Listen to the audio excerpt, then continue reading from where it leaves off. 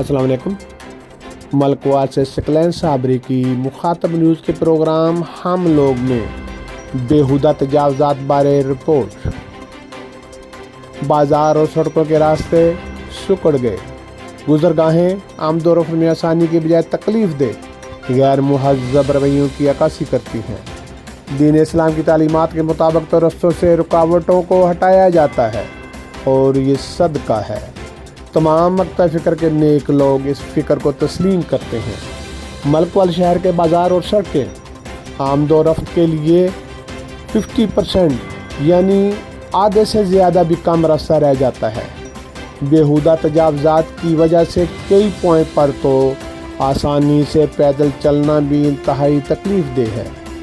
क्या मरकज़ी अंजुमन ताजरा मलकवाल और ज़ैली अंजुमन ताजरा के नेक सिफत अहदेदारान ऐसी बेहुदा तजावज़ात ख़त्म कराने में फ़ाल किरदार अदा कर सकते हैं?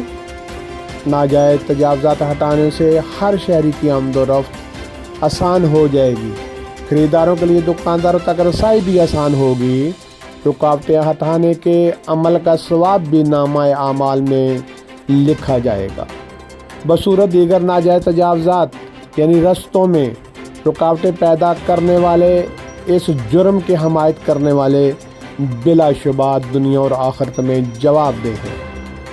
क्या बल्दिया मलकवाल के ज़िम्मेदारान अफसरान को अपने दायरा कार में नाजायज़ तजावज़ात की बेहुदा और परेशान कौन सूरत हाल का मालूम नहीं?